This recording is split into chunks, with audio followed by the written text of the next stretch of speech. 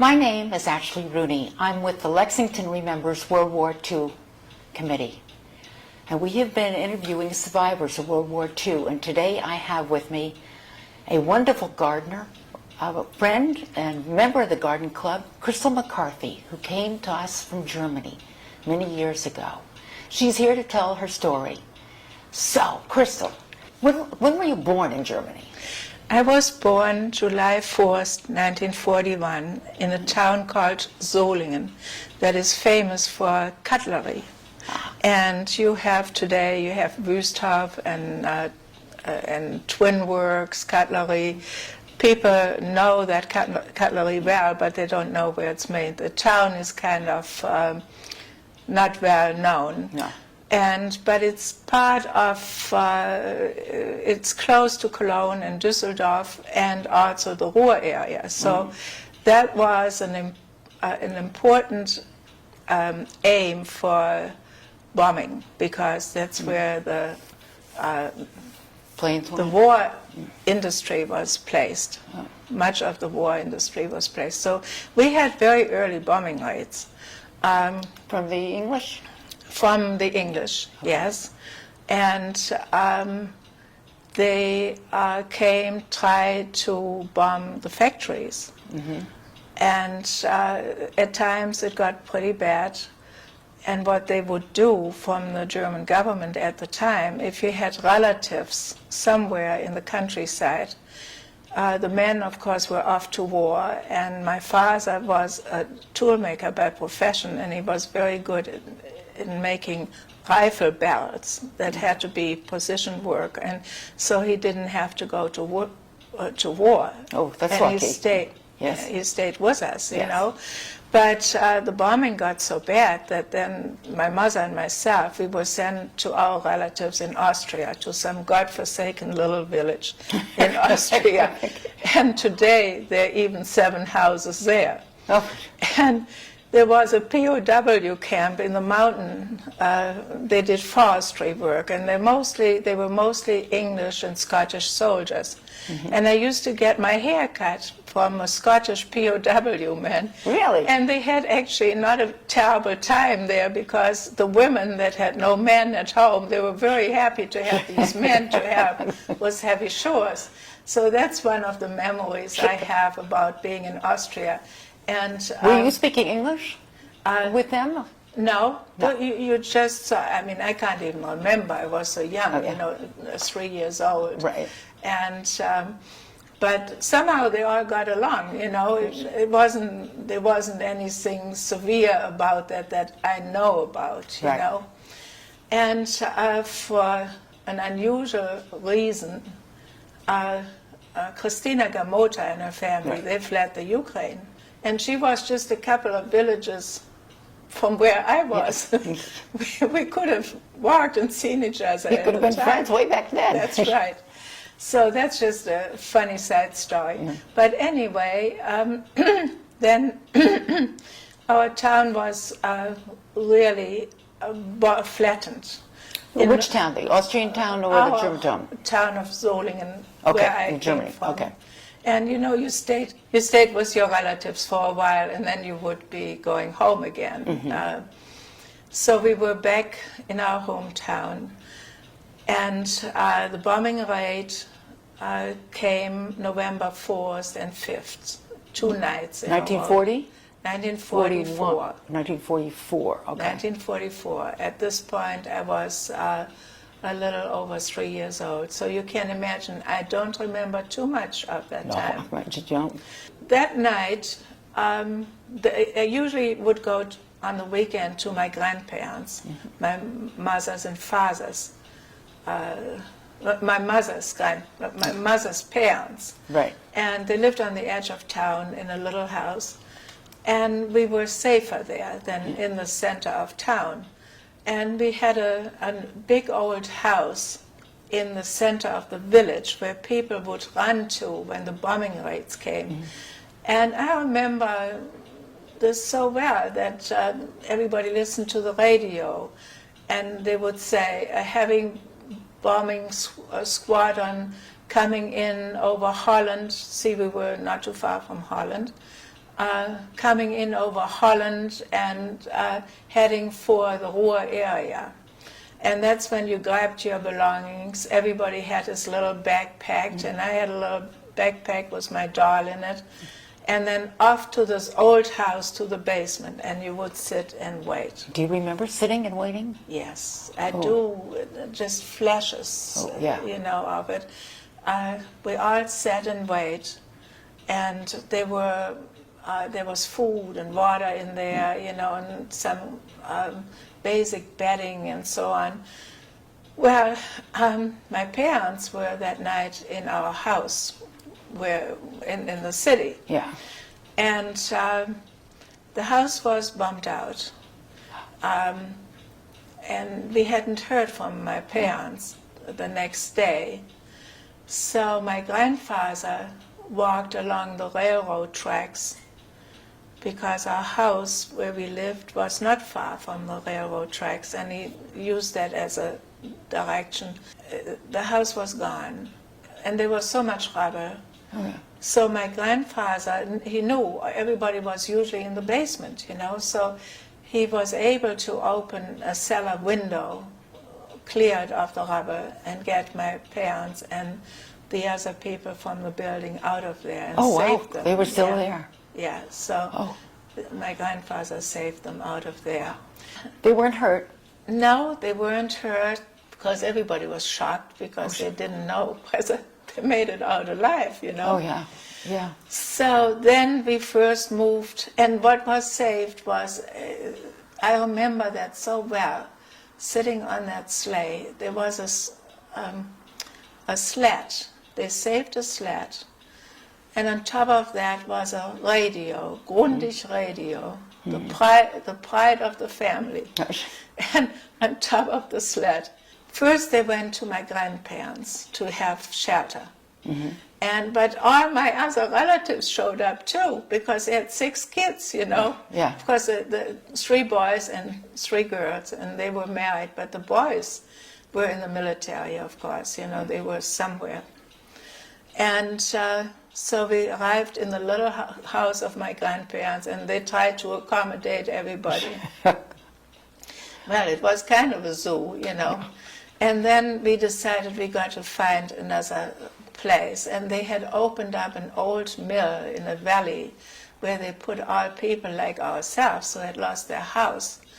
And we stayed there for a while, and that was during the winter, and that's where I remember how I sat on top of the radio on the sled and through the snow, ended up in this mill building with millions of other people, and everybody had a little square that was parted off with a blanket, you know, so there was some little privacy there, you know. This had to be really hard coming from a house to that.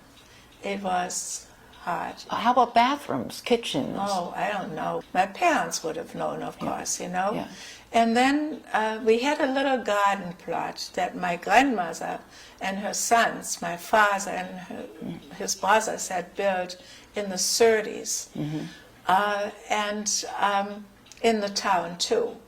And it was just one little house, one little room, and my father and my mother built 2 rooms onto that.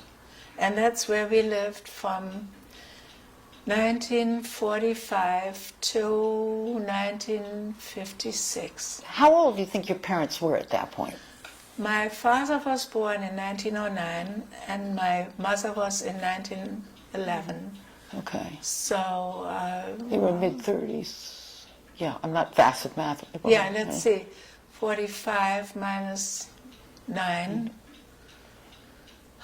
is 36. So they built these 2 rooms at 34. that.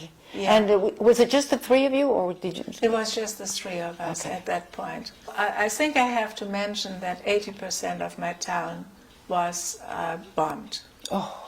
So was flattened. It was all rubble, you know.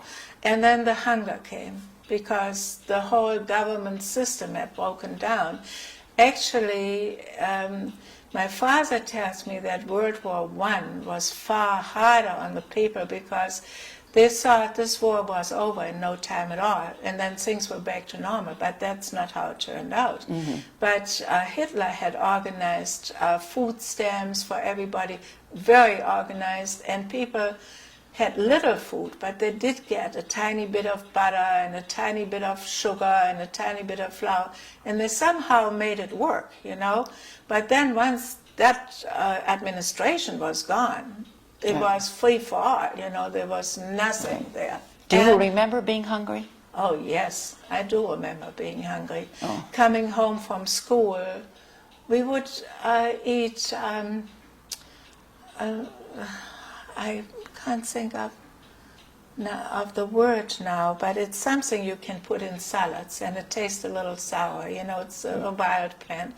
We would find things like that and eat. And I remember coming home, I would say to my mom, I'm really hungry. And she said, I'm so sorry, but I can't give you anything. What I have now is for tonight, for dinner.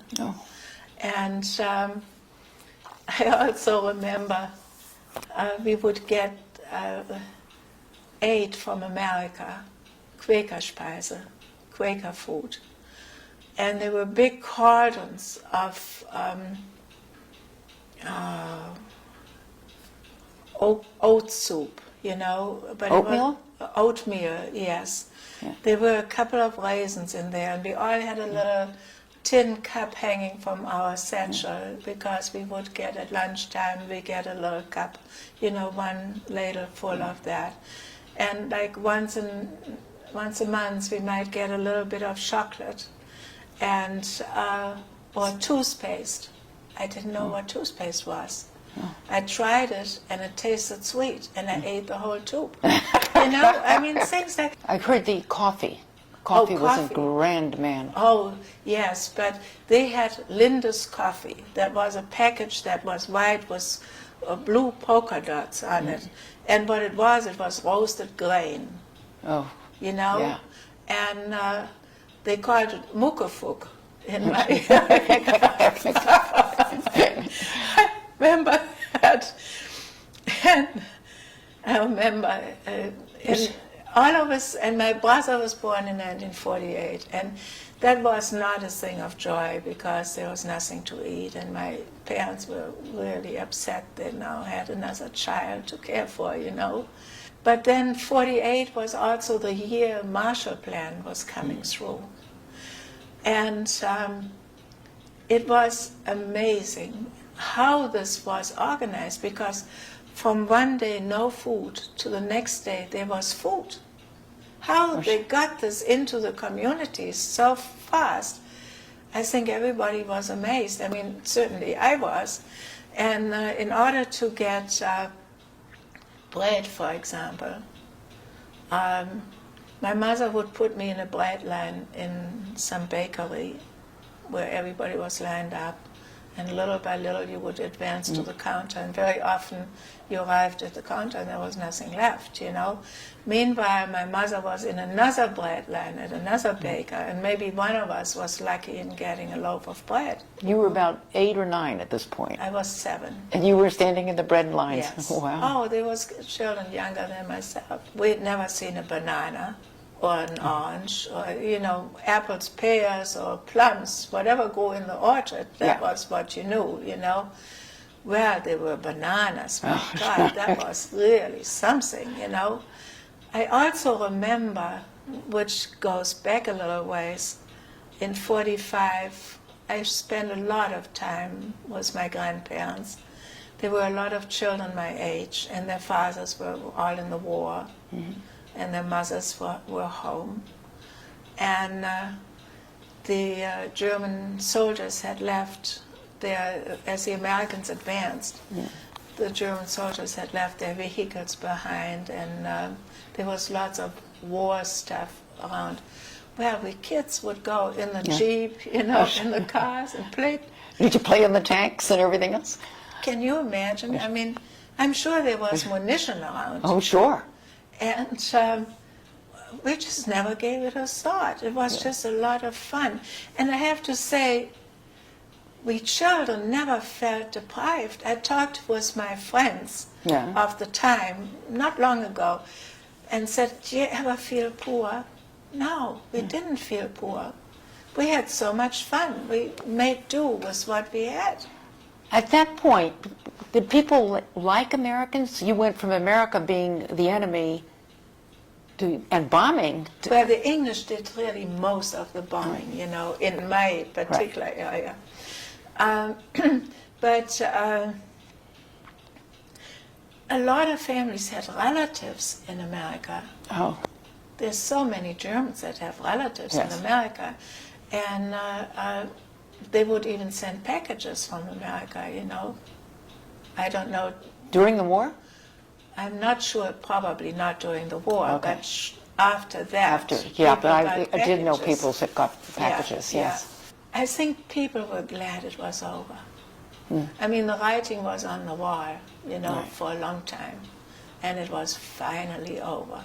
Finally, they were done with it. And maybe there was, what do we do now? But it's a new start, whatever we do. A future.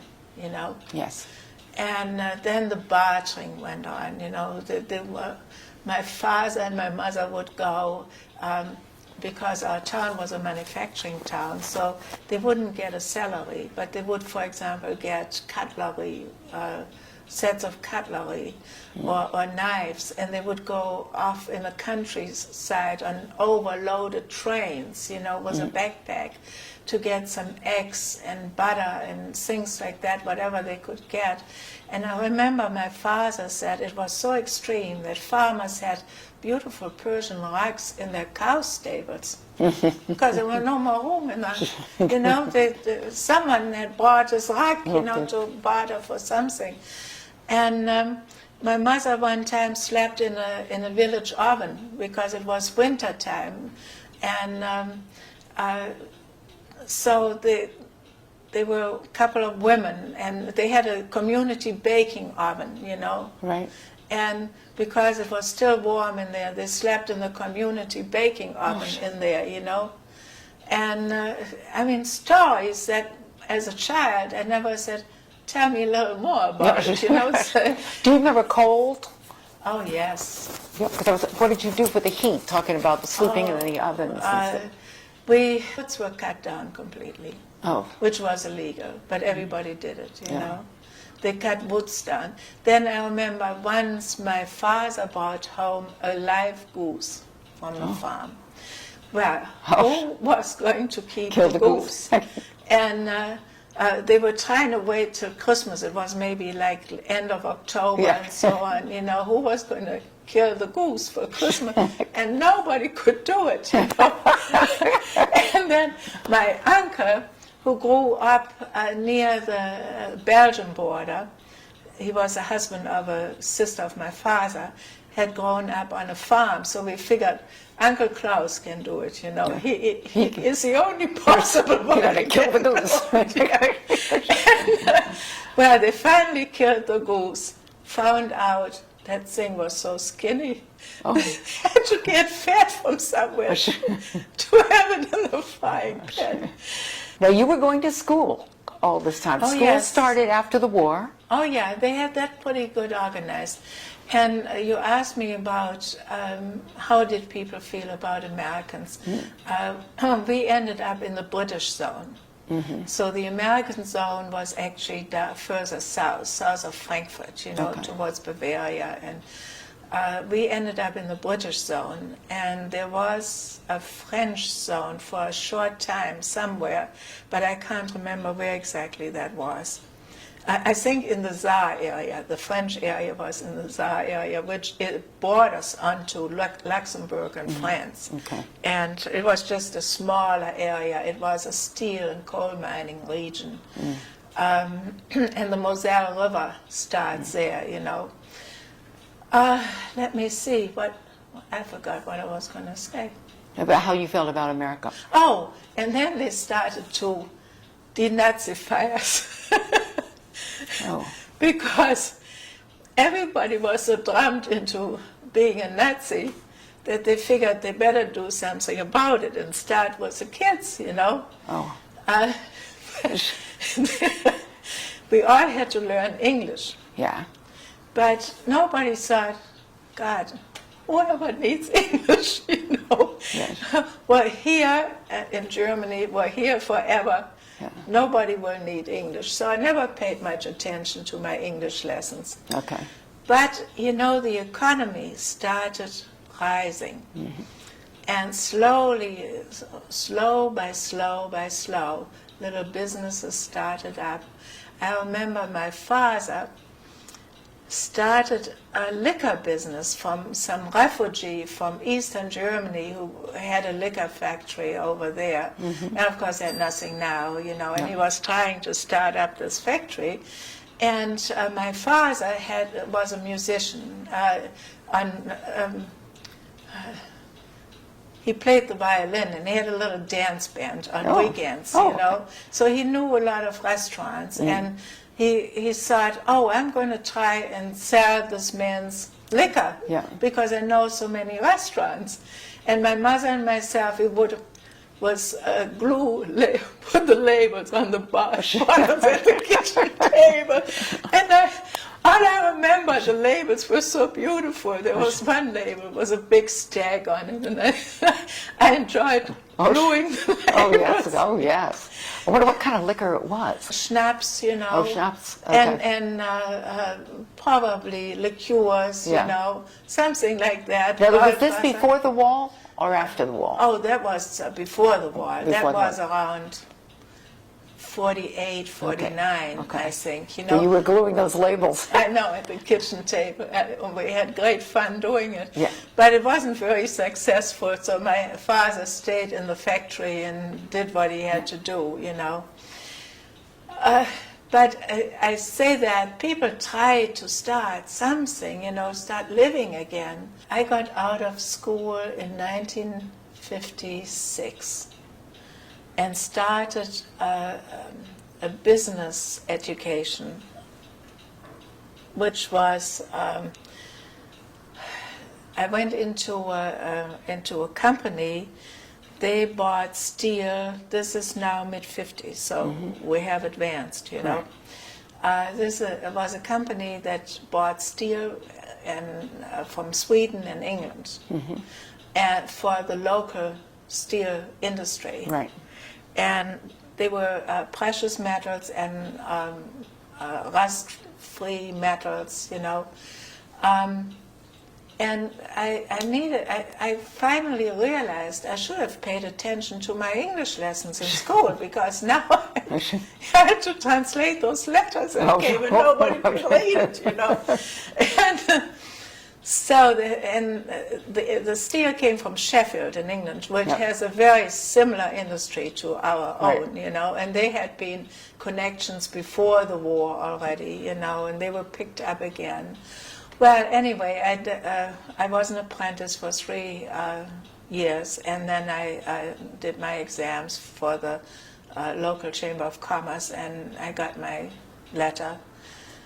And then, you know, things advanced, and you realized you weren't just living in Germany. Europe started forming slowly. People started to have interests in other countries. We had a young woman from France stay with us in around 57, I think. And my father really was very much in favor of that, because he'd seen the First World War and he'd seen the Second World War and been told the arch enemy and all that crap, you know. Yeah. And he said the only way to deal with it is to get across the border and forge friendships. So then by the end of the 50s, early 60s, young women like myself were going either to France, to Spain, or to England to learn the language better, and then come back and are able to have a better position in the job market. Okay. Because more and more companies dealt with the countries across the border. Okay. So you were 18 at that point. At that point, I was 18. My father didn't want me to go overseas till I was 21. He said, when you're 21, you do what you want to do, but you're home till you're 21. That was that, you know. But I bargained. I left in March of 1961, and I would have been 21 in July of 61. So I had gotten myself a job in south of London as an au pair. Oh. And I worked there for a little while. And I got to know other girls in my position, and they said, you know, there's a great job opening in the hospital in Kingston-on-Thames. And I said, well, what am I going to do in the hospital? And they said, they need a cook. I said, that's right up my alley. And so I was the cook in the diet kitchen. Diet kitchen means they cook just for people, like they couldn't have salt, right, or couldn't have diabetes, gluten, or anything like that, you know. But my English wasn't that good, that I couldn't even read the menu, what I had to cook, you know. And there was a Swiss girl there, and she spoke quite well English. And we met like 10 minutes before we started, and she would say, today you cook this and that, you know. And I slowly got into it, you know. And we had a wonderful time. And By age 21, you had 3 different careers. no, cooking was, I mean, you could have done it blindfolded. You know, the English are not known for good cuisine. And, but it was a very good atmosphere. And I worked together with a Mr. Harris. I can still see it in my mind's eye, Mr. Harris. Oh, I gotta find these pictures. And he was there to do all the dishes. You know, dishes were done by hand.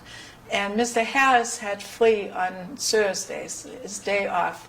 Then I had to do the dishes and whatever, preparing the vegetable. I was a vegetable cook. But he also killed the chickens on Thursday. And I said, no way am I going to kill the you got to find somebody else. I'm a vegetarian, you know. And, well, it did.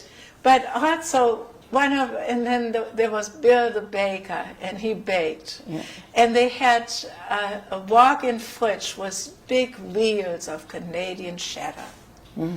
And we could go in and carve something up. For somebody who had gone through the hunger you described earlier. Oh, this was unbelievable. Yeah. It was a land of plenty, you know.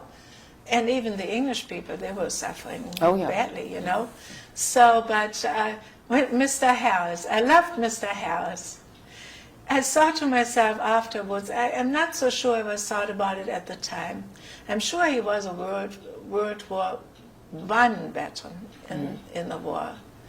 And he probably was not in World War II because he was in his mid-60s. No. But they were so nice to me. And this was just 16 years after the war, you know. I never forgot that. Wonderful experiences that we've all gone through. And then, you know, I went to school 1 day a week and this was in England? In England, and do my exams for a foreign language. And as soon as I got that, I went back home again. And then I got home and I thought, well, now I speak English. What am I going to do now? I got to find myself a job where I use the language. Yeah. And I love traveling. So, and because of the foreign club we had at home before I went to England, I really got interested in foreign countries. So I tried to get a job with an airline. So I went to Frankfurt. I wrote to different companies and to different airlines, and I heard back from one company, and they said, come for an interview. And one of my friends drove me in this little Isetta car on the Autobahn to Frankfurt for the interview. And they did hire me. So they hired me as station manager's secretary. But it was a small company, and you had to do everything. You know, you had to check in people, you had to take them out to the tarmac to get into the airplane. You had to meet the airplane and take people back. You had to find lost baggage in the airport. I mean, Frankfurt was small. Oh. at the time, Yeah. very small. And it was the biggest airport at the time, you know. So, and then when I wasn't busy with passengers, we were about 6 or 7 people in that station. I had to do the letters for the station manager. Well, you were a busy woman there. Oh yeah, they kept you busy, all Yeah. right. You know, we were small and we had to do everything, which was more fun because it was more diverse, you know. And then one day, across our counter, check-in counter, was TWA, and one of the girls at the counter said, "Hey, Cristel, Pan Am, they're looking for flight attendants, and they have interviews at the Intercontinental in Frankfurt. Do you want to go?" I said, "Oh, I'd love to go, yes." Thinking my chances are close to 0, you know. And so I didn't have time to change into civilian clothes. I had to work till just before then. And I went into Frankfurt with her on the streetcar. And they were coming back from the interview already, the people that interviewed, the Pan Am people. And I said, "Well, that's it, you know." And I said, "You're a little late, you know." And we were both in our uniforms, and we said, "Well, reason being, we had to work till 3. I'm sorry, we didn't think you were leaving soon." And they looked at each other and said, "Let's go back into the interview room." And so they interviewed us one by one, and they had us do odd things, you know. Like we had to walk away from the interview table, come back again, and say, "What is this for?" You know. Checking your walk. I think so, you know, crooked legs or something like that, maybe, Yes. you know. And so then they said, "Well, glad you came. If you pass the medical exams, you will receive a letter from us, and we will let you know when you come to the States." Huh? Oh, I have to say, they were actually looking for girls flying to Berlin within Germany, because they had this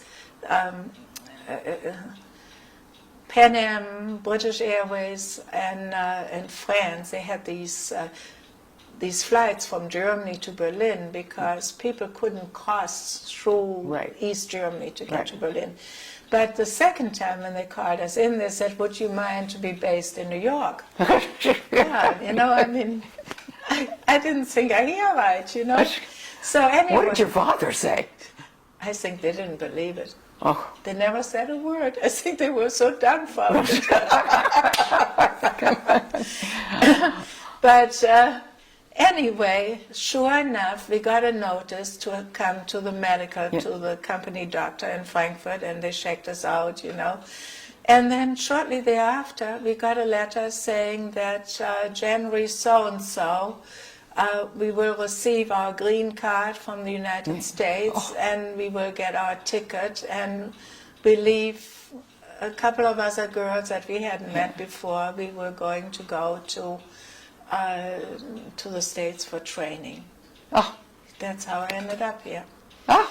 And my training was in Miami. They just had opened the new stewardess school in Miami, and 6 weeks. It was pretty tough, you know. Then you were on probation for 6 months, you know, if you fouled up. I know one girl had to go back. I don't know what she did, but somehow they didn't like it, so they sent her back. I think she didn't feel she didn't have to work hard, you know. Oh. Yeah. And it was hard work. Well, that's hard. That was always hard work. Yeah, and we worked on propeller planes. That was the last year we had propeller planes, because the 727 had not been released for passenger service, for civil service, and the runways weren't big enough for jet airplanes, you know. But what a life it was. I was based in Miami then. Actually, I changed with a girl, Elaine Hammer. I remember her father was a bishop in Salt Lake City in the Mormon church. Mormon church, Right. and she was hoping to be based in San Francisco, to be close to home. And they sent me to San Francisco, And she was really in tears. And we went to the office and we said, look, it doesn't matter where I go. To me it's whatever it is, but to her it's important. And they switched us around. So I got based in Miami, and we would fly to Central America. And oh God, what You got to travel. the airplane would arrive in Central America, and the red carpet was out, and the marimba band was playing, and the flight on these propeller planes were awful. You always flew was in the clouds, 14,000 feet, always thunderstorm clouds, everything rattled, You had a hard time cooking anything or getting it on the tray to serve. Yeah. The jets were such an improvement. It was just much, much better, But they came a little later. So after 1 year, I had enough of the heat down there. It was wonderful in the winter, but we always flew to hot countries, except when we would go to Argentina, or to Uruguay. It was winter down there, and the temperatures were not as hot as they were the other places we went to. And then I transferred to New York, and I stayed there for a number of years, and then they opened Boston base, and I was married at the time, so I didn't have to commute anymore to New York. Yeah. And so now you've ended up in Lexington. Yeah, it ended up here. That's a wonderful story you've told us. For the child who was born on the 4th of July during the war in Germany, to have made it all the way here and have gone through all the travels and adventures you have, we're very fortunate to have heard that story. Thank you so much for being with us today. Well, I'm glad I could share it with you.